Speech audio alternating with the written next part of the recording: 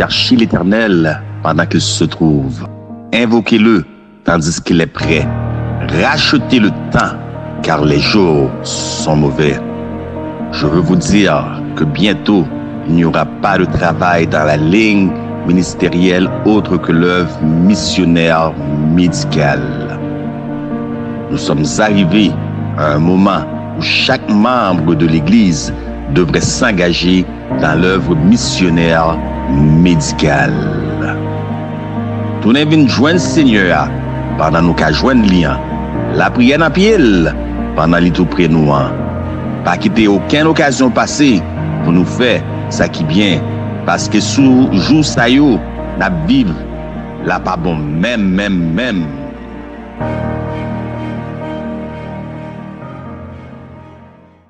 Aujourd'hui, à la clôture de nos semaines, nos sabbats d'enseignement. Toutefois, il me reste un dernier sabbat prochain, mais j'ai dû prendre une décision de changer le message. Ce sera plus un message d'adieu. La raison en est que je suis un professionnel et très perfectionniste. Donc, lorsque je donne un message, j'aime y aller en profondeur.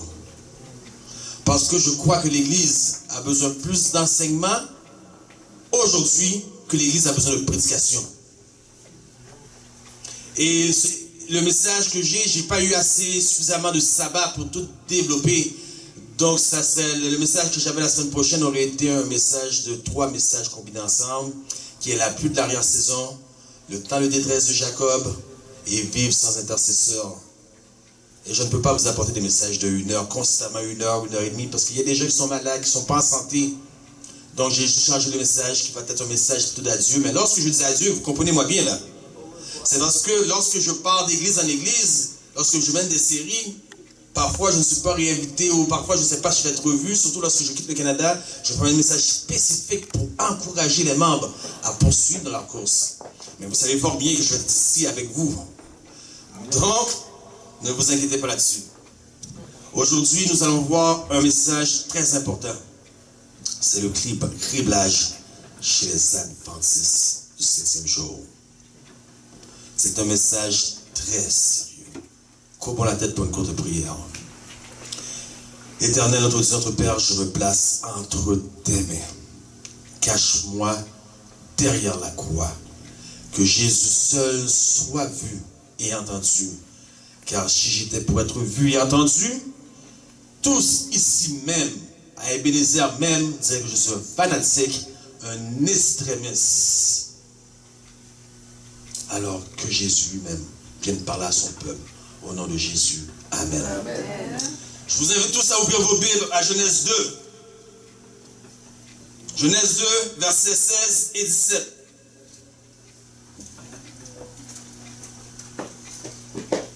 Gardez la main souvent dans votre Bible, parce que nous allons avoir plusieurs versets aujourd'hui. Et puis, je n'ai pas le PowerPoint pour projeter sur l'écran. Donc, gardez la main dans la Bible. Verset 16. L'Éternel Dieu donna cet ordre à l'homme.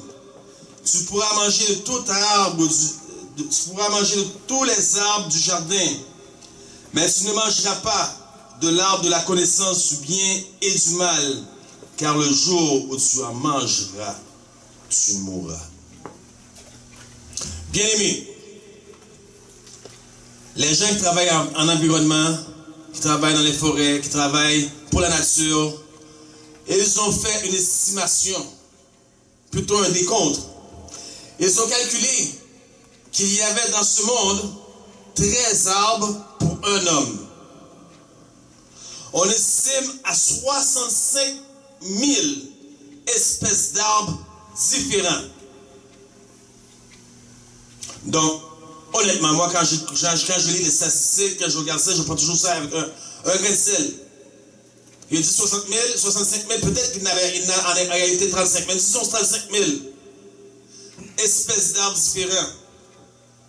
Imaginez l'Éternel créer un jardin.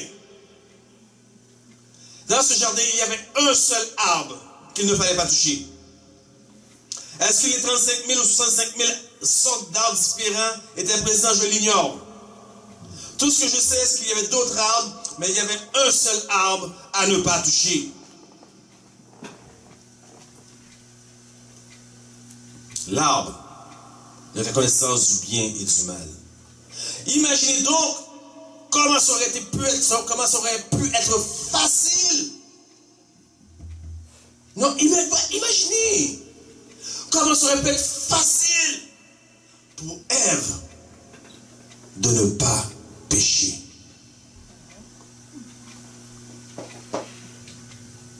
Un seul arbre. Comment ça aurait pu être facile? Mais vous connaissez la fin de l'histoire. Ève s'éloigna un petit peu de son mari, un petit peu, jusqu'à ce qu'elle soit complètement éloignée de son mari, vulnérable. C'est une leçon aussi pour les gens en couple, mais ce n'est pas mon message d'aujourd'hui. Vulnérable, elle vit l'arbre, elle fut tentée premièrement par les yeux, elle vit l'arbre, elle fut tentée après par ce qu'elle entend, le serpent. Elle fut tentée après une seconde fois par les yeux en voyant le fruit, qui était une forme de pomme de couleur or, que nous dit l'esprit de prophétie. Et finalement, elle consomma son péché. Le fait d'avoir désobéi, regardez là où nous sommes aujourd'hui. Dans le monde, regardez là où nous sommes aujourd'hui. Nous devrions tous blâmer Ève d'avoir introduit ce péché dans le monde, d'avoir même amené son mari Adam à ce péché. Mais avant d'aller blâmer Ève, regardez là car nous ne sommes pas coupables. Tous d'entre vous, chacun d'entre vous, le prédicateur aussi là, nous avons tous un arbre dans notre vie qu'il ne faut pas toucher. L'Éternel a permis que cet arbre-là soit dans notre vie. Et sur cet arbre-là, se tient un serpent aussi. Oh, regarde madame ici, là. Il n'y a personne qui va savoir. Elle est jolie, elle n'est pas de 26. Va vers elle. L'église ne sera pas. Et peut-être qui sait, peut-être tu peux la gagner pour Dieu. Votre arbre, c'est peut-être votre mari, votre épouse. Nous avons tous un arbre qu'il ne faut pas toucher. Amen. C'est peut-être votre travail. Parce qu'il y a des travails. Vous ne pouvez pas, vous devez être malhonnête. Vendeur d'assurance, baillementier. Vous n'avez pas le choix. Mais laissez-moi vous dire que cet arbre n'est pas le réel, le véritable objet que Dieu va utiliser à la fin des temps pour cribler son peuple.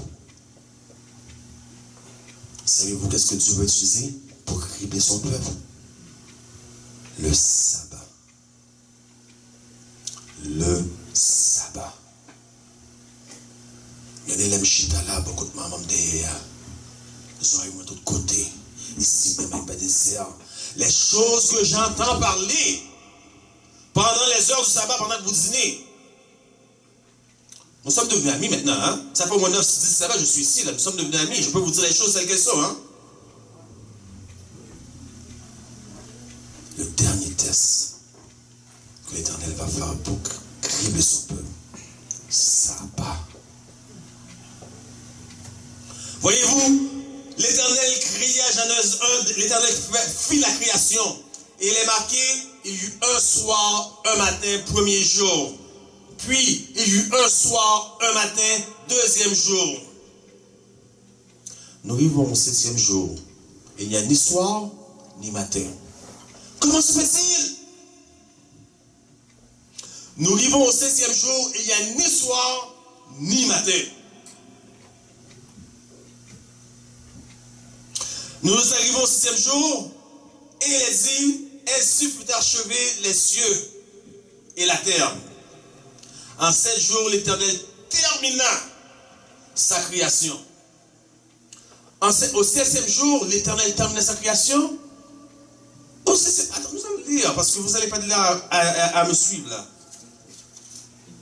Très important ce que je dis.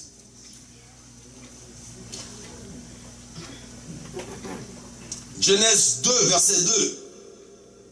Dieu acheva au 6e jour. Écoutez bien, Dieu acheva au 6e jour son œuvre qu'il avait fait. Quand est-ce que Dieu acheva son œuvre? Au 6e jour. Mais la Bible ne cesse de nous dire, Dieu termina son œuvre en 6 jours et se reposa le 7e. Il y a un problème ici là. Dieu acheva son œuvre au 6e jour. Quel est le problème ici? La Bible ne veut pas se contredire avec elle-même. Quel est le problème ici? C'est que chaque jour de la création, Dieu a pris une journée spécifique, chaque jour de création, pour le remplir de quelque chose. La première journée, il le remplit de lumière. On peut parler de la 4e journée, il le remplit d'astres lumineux. 5e, 6e, les animaux, l'homme. Mais Dieu créa un jour. Il le remplit, le 6e jour, il le remplit de quoi? De lui-même.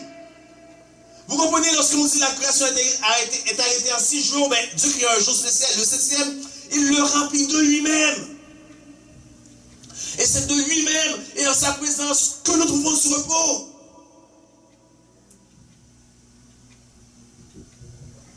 Voilà pourquoi il n'y a ni soir, ni matin au 7e jour. Ce qui veut donc dire que l'Éternel se repose encore. Est-ce que l'Éternel se repose encore? Ou non? Prenez le contexte de la création. Ne prenez pas le texte en dehors de son contexte comme le fait d'autres prédicateurs. Le chapitre 1 parle de la création. L'Éternel se reposa après. Est-ce que l'Éternel se repose encore? Oui. Car qu'est-ce qu'il a créé après le 6e jour? Mais après le millénium, il va créer des nouveaux cieux et une nouvelle terre. Et les choses anciennes auront été disparues. Donc maintenant, prenons en considération le plan du salut. Dieu n'a rien à s'inquiéter, il se repose. Parce qu'avant même qu'il y ait une chute dans le jardin, il y avait un plan. Et le but de Dieu, c'est que c'était de repeupler les cieux. Car comment je peux dire ça? La désobéissance de Lucifer qui entraîna un tiers des étoiles des cieux allait sur un grand vide et il voulait prendre Adam et Ève et toute la famille chrétienne pour repeupler le ciel. Tel était le but, l'idéal de Dieu. Mais pour cela, il devait y avoir un test d'obéissance. Voilà là où vient l'arbre en question.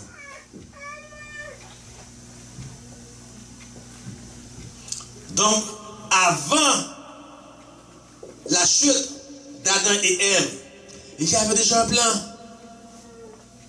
Le plan de la rédemption était déjà formé. Et lorsque Adam et Ève chuta, c'est là que le plan était devenu en fonction. Alors, Jésus rentra en conseil avec le Père. À 3 reprises, la dernière reprise, il y eut tellement un silence prolongé. Vous savez, Dieu a pu dire, Jésus, tu vas aller en bas, tu vas souffrir, on va te faire du mal, moi aussi je vais avoir mal. Mais c'est pas grave. Après ça, tu vas te ressusciter, tu vas revenir au ciel, tout va être comme avant. C'est le plan qui était établi avant que la création du monde soit formée. Voilà ce que Dieu a pu dire. Mais ça ne s'est pas fait ainsi. Patriarche et prophète nous dit, c'est avec une lutte, ce n'était pas sans lutte, que le Père accepta d'envoyer Jésus. Nous avons un coup de péché. Ce n'était pas sans lutte Tous les anges étaient, tout le monde était silencieux, attendait pour voir quel serait le plan, quelle serait la solution finale. C'était pas sans doute. Alors lorsqu'on parle de sabbat, on parle de repos complet. Lorsque Dieu vous invite à entrer dans son repos, on parle de repos complet. On se repose de nos œuvres. Et nous faisons plus les œuvres de la chair pour notre sanctification. Ça veut dire les œuvres de nos mains, pas de la chair, je veux dire de nos mains, pour nous sanctifier, plutôt que de laisser Dieu faire la sanctification pour nous. Personne va être justifié par les œuvres de la loi, par sa propre force. C'est Jésus lui-même qui fait le travail, qui transforme. C'est Christ en vous l'espérance de gloire. Maintenant, je vais être court. Vous voulez savoir quels sont les gens qui vont être criblés. La liste est longue. Il y a une liste de plus de 17 personnes, 17 groupes de personnes qui vont spécifiques, qui vont être criblés.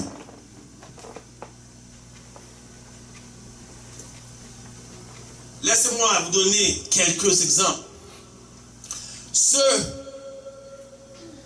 qui ne contrôlent pas l'appétit, intempérants. Donc, comme vous savez, j'avais ce message déjà préparé depuis 2 semaines, j'avais déjà préparé à l'avance et je n'ai pas la clé USB, donc il n'y a pas l'image avec toutes les références de l'esprit de prophétie. Maintenant, si nous parlons de l'esprit de prophétie aussi, Dieu a aussi donné un don prophétique à son Église, de sorte qu'aujourd'hui, nous, on ne croit, peut-être pas nous, moi, parce que votre pasteur, beaucoup de gens ne croient plus à ce don. Ces gens-là vont être criblés. Parce que Dieu a donné ce don spécifique pour que l'Église, pour diriger l'Église. Maintenant, vous le rejetez. Comment voulez-vous être sauvé? Regardez les méthodistes. Regardez les mormons. Ils sont fiers. Ils n'ont pas de problème avec leur William Branham ou bien leur mom, comment ça s'appelle la Moni. Ils sont fiers. Ils ne sont même pas dans la vérité. Et nous qui sommes dans la vérité, qui marchons dans la lumière, nous avons honte, nous avons peur de parler de Ellen White.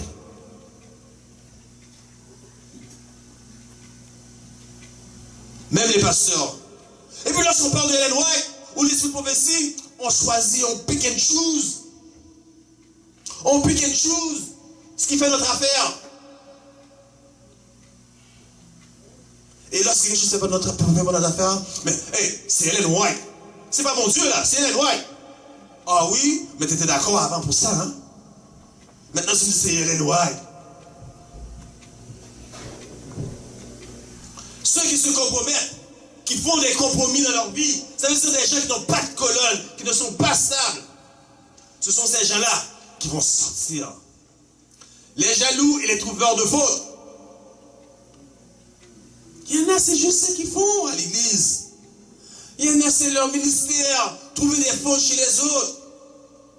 Vous voyez l'église adventiste venue comme ça. L'église adventiste venue comme ça. Ou une femme sortie. Beaucoup de gens sont sortis de l'église adventiste. Et ils ont créé leurs propres affaires, leur propre ministère personnel. Faites attention lorsque vous allez écouter des choses sur YouTube. Ce ne sont pas tous des églises digitales. Et cette piment-là, ils ont utilisé même texte Ellen White pour monter nous mentir. Et beaucoup se laissent séduire. Beaucoup se laissent séduire par ces autres choses-là. Les trouveurs de fautes chez les autres, vous devez vous méfier de cela.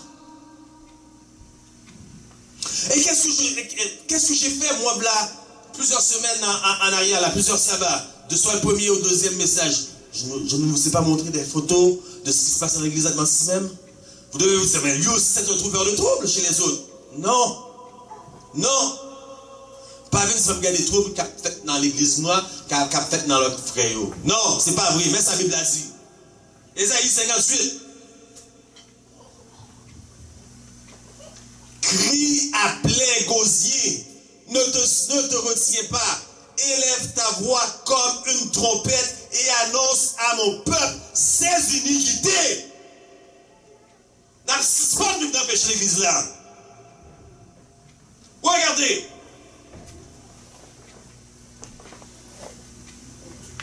Et à la maison de Jacob, c'est péché. Voilà, quelqu'un qui vous présente de tels messages, qui montre que ce que l'église adventiste fait, qu'est-ce qui se passe dans l'église, mais qu'il n'y a pas de Jésus là-dedans. C'est du sensationnalisme. Tout ça fait, c'est à l'église adventiste, mais l'église adventiste, regarde l'église adventiste, la une salle. C'est du sensationnalisme. On vous montre des choses que vous ne disiez pas au courant avant. Mais dans quel but? Est-ce le but de vous préparer? Dans quel but? Il n'y a pas d'évangile dans ce qu'ils vous disent. C'est des prophètes de malheur. Tous ces gens-là, l'Esprit professeur a dit, il y a un pour cribler. Ça qui est l'amour du monde. Ça, c'est grave, hein? Regardez votre bateau. Votre roi Nabago, cette grosse maison mobile, qui coûte presque $250 000 ou 250 000. Vous avez travaillé toute votre vie pour payer ça. Vous êtes fiers. Demain vers la loi du dimanche. J'entends travailler sous ça. Macaque de l'aller, non? Voyez l'amour du monde. L'amour du monde est en nous. Et nous avons apporté cet amour au sein de l'église même. Au sein de l'église même. Pour ça? Parce que nous t'es quoi? Nous t'es qu'à gagner jeunes. Je connais une église. Les gens vont à l'église en jeans, pantalon. Les dames sont plus décorées que ça fait Noël.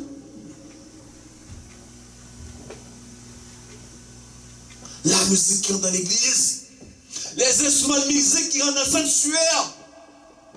De sorte que nos sanctuaires, ce sont des discothèques qui passent pour des églises. L'amour du monde. Et pourtant, si on avait gardé notre état pécunier, on guérirait les malades. C'est pas moi, non? Bon, pourquoi nous ne pas quoi, nous tous pas quoi dans Ellen White. Mais regardez comment vivaient les apôtres, la puissance qu'ils avaient sur eux à la Pentecôte. Regardez aujourd'hui, la terre est l'église. Même les malades. Bon, on ne peut pas des malades, juste un branche guéri mon oui. Tous ces gens-là vont être criblés. Les étudiants superficiels seront criblés aussi. Parce que voyez-vous, plusieurs mondes ici, là, dans l'église adventiste, peut-être pas ici, mais dans l'église adventiste, il y a besoin de plus bagaille. Côté aujourd'hui, il y a dans la bouche pasteur, dans la bouche enseignant. Nous avons sabbat après sabbat message, et le message ça y est enregistré, sabbat après sabbat y est enregistré dans la tête, mais c'est qui après le message? Le pasteur, l'ancien. Tout ce qu'ils savent vient de la bouche du pasteur de l'ancien. Combien se lève à 4h30 ce matin pour faire une heure de prière et après ouvrir la Bible et dire Dieu, parle-moi, enseigne-moi. Combien le fait? Et je peux vous dire, c'est la meilleure heure. Juste avant le lever du jour, alors c'est la meilleure heure, votre esprit est vrai, vous avez bien dormi, Dieu vous parle et vous pouvez utiliser la parole de Dieu. Combien le fait? Vous étudiez le questionnaire du sabbat. Écoutez, non, n'allez pas inventer des choses, ne me prenez pas hors contexte. Mais si mon qui écrit, qui fait une leçon, fait une erreur, nous tous étudions l'erreur. Et laissez-moi vous dire, dans le questionnaire de l'école sabbat même, voici l'éditeur en chef écrit Clifford Goldstein. Plein de noms. Et lorsque vous regardez ces noms-là, des citations, des hauts membres placés, dirigés du clergé catholique. Dans l'école du sabbat, nous, oui. Dans le message, nous, oui. Et vous ne voyez que du feu. Vous continuez à étudier fidèlement ce que d'autres ont fait. Vous étudiez les erreurs des autres. Paul, à sa conversion, il n'est pas monté à Jérusalem, non? Dans les 12 ans, Paul fut enseigné directement par le Saint-Esprit. Alors, quand vous regardez ce monde, n'a tout criblé. Et l'importance, c'est de ne pas être un étudiant superficiel. L'importance de ça se trouve dans Apocalypse 7. Apocalypse 7, laissez-moi lire pour vous. Apocalypse 7, verset 1 à 3.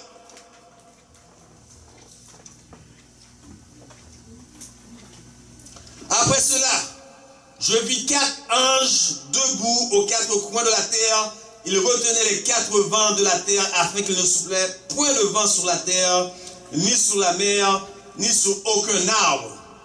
Je vis un ange qui montait du côté du soleil levant et qui tenait le sceau du Dieu vivant. Il criait d'une voix forte aux 4 anges à qui il avait été donné de faire du mal à la terre et à la mer. Et il dit, ne faites point de mal à la terre, ni à la mer, ni aux arbres, jusqu'à ce que nous ayons marqué du sceau de Dieu, du sceau, le front des serviteurs de notre Dieu.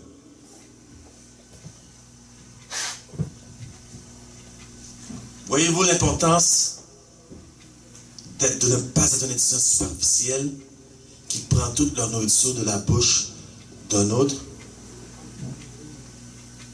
Parce que le sceau dont on parle ici, le sceau du Dieu vivant, c'est l'œuvre du Saint-Esprit dans votre cœur, dans votre vie, qui vous permet de garder le sabbat comme il se doit premièrement. Mais le sceau dont on parle ici est scellé. Vous êtes scellés. C'est scellé dans la parole, dans la vérité. Tellement, il y a une tempête dans ce texte. Il y a une tempête. Vous êtes tellement scellés, enracinés, que rien ne peut vous bouger. Rien ne peut vous ébranler. Tellement vous êtes enracinés dans la parole de Dieu. Voyez-vous, en 1998, à Longueuil, Saint-Jean, une partie de Montréal, ça faisait comme un triangle, genre. Il y a eu une grosse tempête. Pendant 3 mois à peu près, non, pas 3 mois. Pendant au moins, je dirais, 1 mois, des gros arbres se sont mis à tomber. Il y a eu des noirceurs totales. Les gens perdaient l'électricité dans leur maison, ils ne peuvent pas chauffer leur maison. Donc c'est dans le gymnasium et dans l'auditorium du collège Édouard Montpetit, j'ai été dormir. Et il y avait des œuvres humanitaires en équipement spécial pour que les gens viennent dormir, que le gouvernement avait mis en place à cause de cette grande tempête.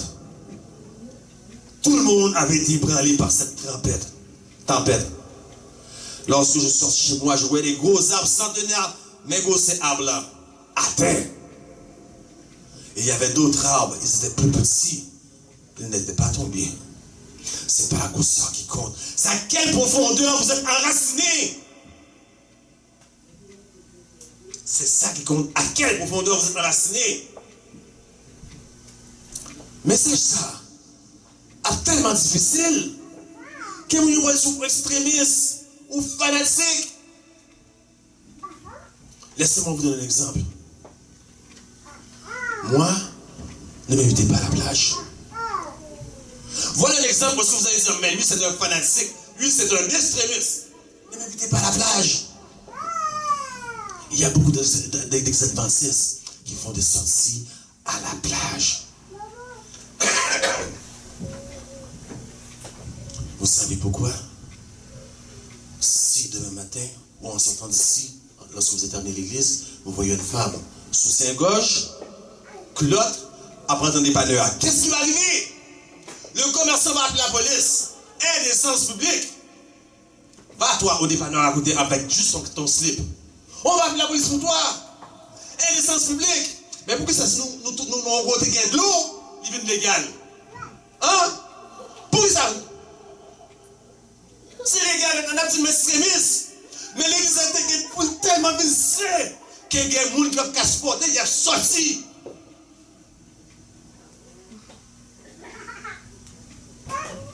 Il n'a pas une sainteté.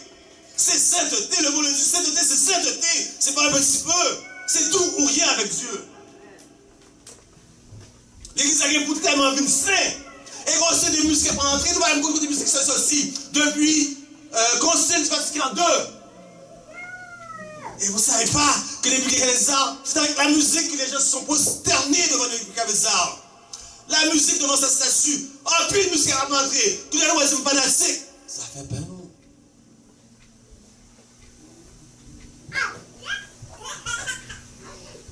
L'Église, celle avait gardé son état péculier. L'Église serait une armée terrible pour l'ennemi.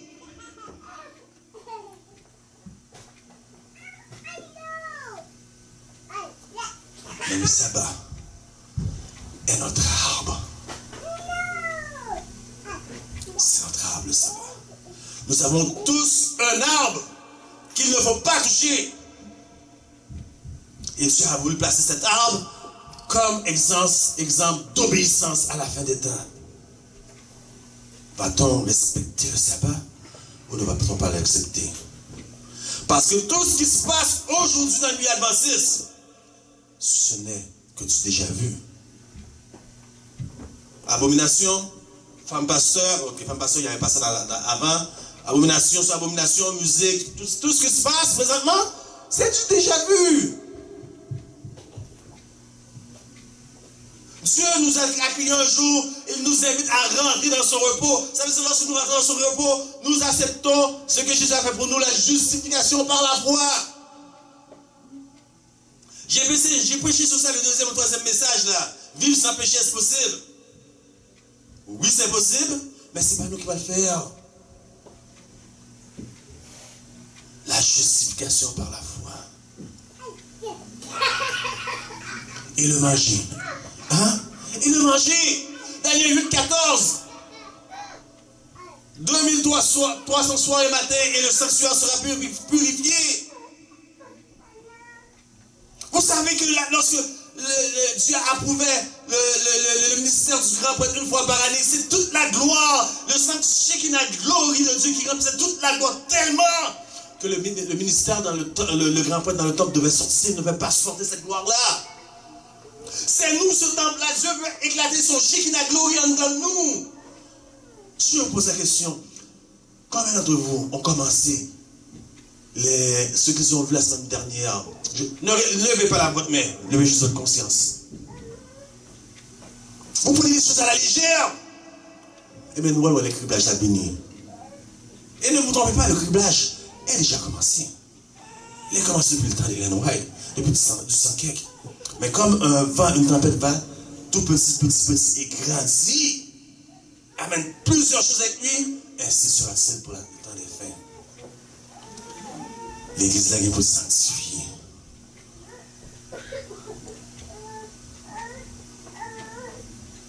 C'est sérieux, le criblage.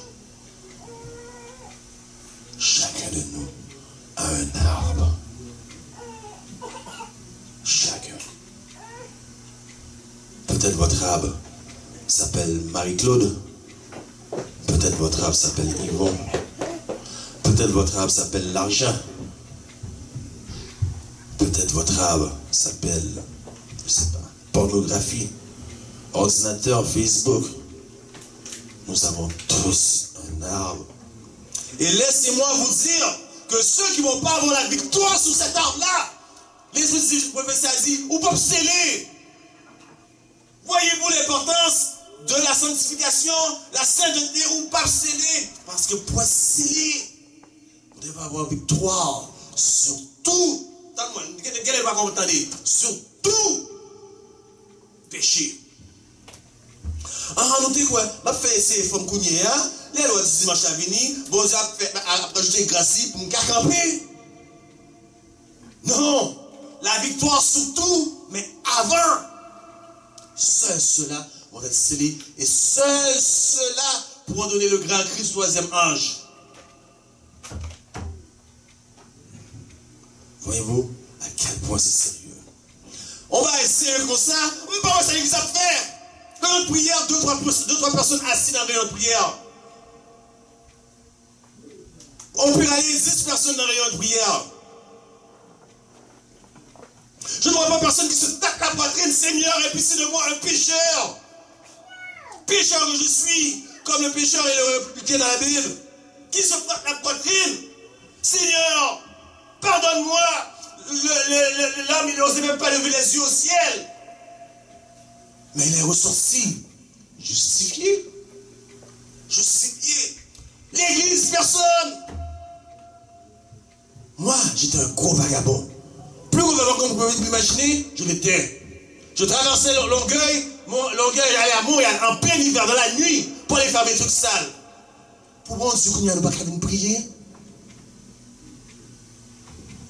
L'église a bien pour tellement venir saint, mes amis. Mais avant tout, vous devez rentrer dans le repos de Dieu. Ce sabbat. Si vous voulez vraiment avoir l'opportunité d'être sauvé, de ne pas être criblé, rentrez dans son repos. Cessez de chercher votre salut par vos propres œuvres et abandonnez-vous à Christ. Parce que, excusez-moi, et abandonnez-vous à Christ. Parce que c'est ce qui va faire le véritable criblage. Oui, les ambassadeurs, le véritable criblage, c'est les choses que je viens de vous dire maintenant. Le témoignage du témoin fidèle et direct. Voilà ce qui va causer un criblage dans l'église. Ça veut dire avec le témoignage du témoin fidèle et direct, l'église va être tellement sainte. Mais comment en arriver jusque-là? Le témoignage du témoin fidèle et véritable se trouve dans Apocalypse 3, verset 14 en descendant. Vous ne voulez pas arriver là parce que vous dites, puisque je suis riche, mais vous ne savez pas que vous êtes pauvre. Mais comment vous savez que vous êtes riche? Est-ce que quelqu'un se promène dans la rue disant je suis riche? Comment vous savez que vous êtes riche? C'est parce que vous avez une somme d'argent en banque que la moyenne des gens n'ont pas. Donc vous vous comparez avec d'autres gens, faisant exactement ce que Paul a dit. Nous comparant par nous-mêmes et nous mesurant par nous-mêmes, montrant que nous sommes passage. Mais regardez ce que Dieu dit. Il dit, je me tiens à la porte et je frappe.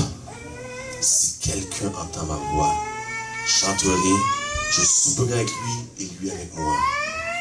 Ici le mot souper, le terme souper désigne un euphémisme qui se réfère encore une fois, comme je parlais avant, comme le mot connaître, à une relation sexuelle. Donc il n'y a pas de plus haut niveau d'intimité, de forme d'intimité que cela. Mais le peuple dort. Et regardez ce qui est arrivé à une des copines, je dis une des copines de Salomon parce qu'il avait plusieurs femmes et maîtresses, une de ses copines. Parce qu'en toutes ces femmes-là, il avait une préférée, Salomon avait une préférée. Et Salomon, c'est le disciple de Christ dans le lien de Apocalypse 3, 14 à 21. C'est le disciple de Christ. Regardez, cantique des cantiques. Vous allez voir que si nous parlons la bouche Jésus, pour faire travail là dans nous-mêmes, pour sanctifier nous jeunes, nous sanctifier. L'écriblage a fini à briver net. Nous sommes là toujours. Nous sommes là. La chose c'est regardez. Cantique des cantiques, chapitre 5. Et j'arrête après ça parce que comme je sais que c'est pas bon prêcher trop longtemps. Cantique des cantiques, chapitre 5.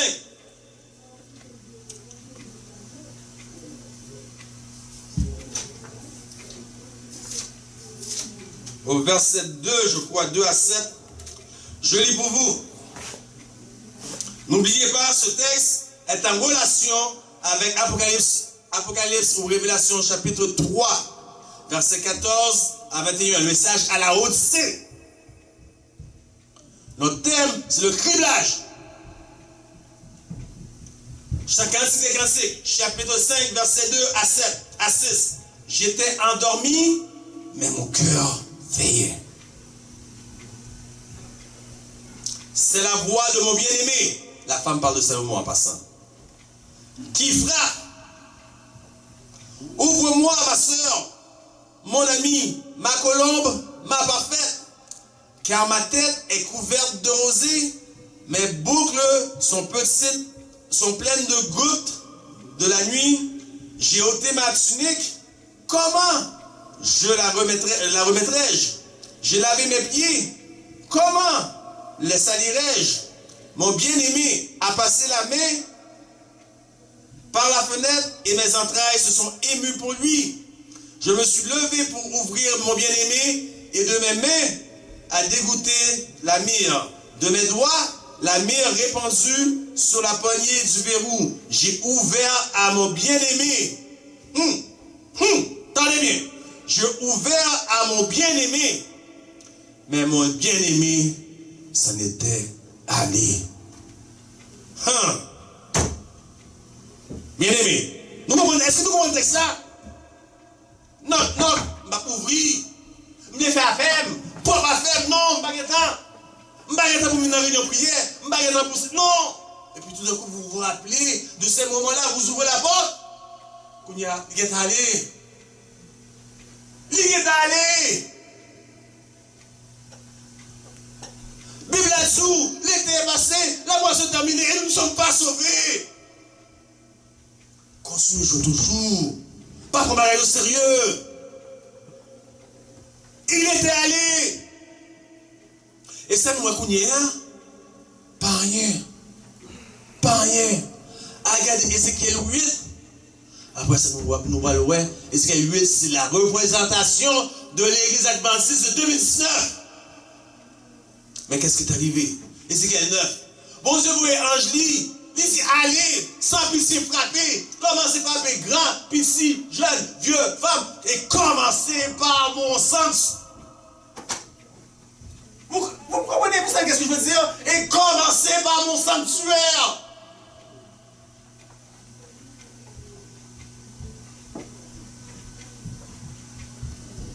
Que la paix et la grâce de Dieu nous aident à comprendre le sérieux du temps que nous vivons aujourd'hui. Amen.